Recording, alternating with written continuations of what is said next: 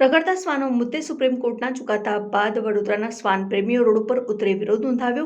તાજેતરમાં supreme court દ્વારા રખડતા શ્વાનો અંગે મહત્વપૂર્ણ ચુકાદો આપવામાં આવ્યો, જેમાં કેટલાક નિયંત્રણો તથા નિયમો અમલમાં લાવવા પર ભાર મૂકાયો।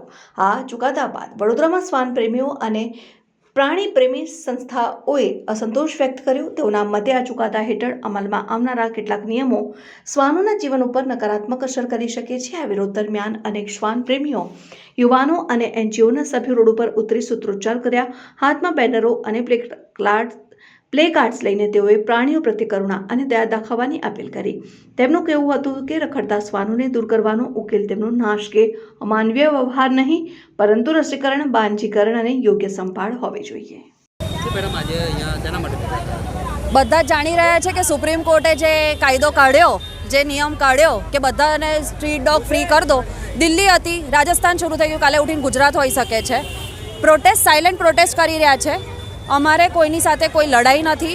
આપણે મેન અને એનિમલ્સ જોડે રહી શકે, સ્ટરીલાઇઝેશનનું પ્રોટોકોલ ફોલો થઈ શકે, સુપ્રીમ કોર્ટે જે પહેલેથી સ્ટરીલાઇઝેશનની વાતચીત કરી હતી એને ફોલો થઈ શકે, એની માટે આજે અમે સાયલેન્ટ અહીંયા બધા ઊભા છે। અમને થોડીક પરમિશનમાં ઇસ્યુ થઈ હતી, પણ અમે અહીંયા ઊભા છે આજે, અને અમે આ એક અમારું બેનર છે જે સાઇન કરાવવાના છે, અને ચીફ જસ્ટિસ ઓફ ઇન્ડિયાને અમે કુરિયર કરી આપીશું કે આ બરોડા તરફથી સપોર્ટ છે દિલ્હી ફ્રેટર્નિટી, એનિમલ ફ્રેટર્નિટીના। શિખા પટેલ।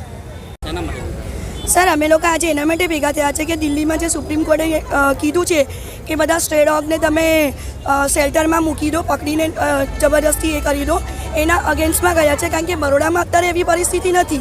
બરોડામાં પહેલેથી જ HSI ટીમે 80% કેસ સોલ્વ કરી દીધા હતા, પણ જે સુપ્રીમ કોર્ટનો ચુકાદો છે એ વડોદરામાં પણ ન આવે, એના માટે અમે સાયલેન્ટ માર્ચ કાઢીશું। શ્વેતા દુબે।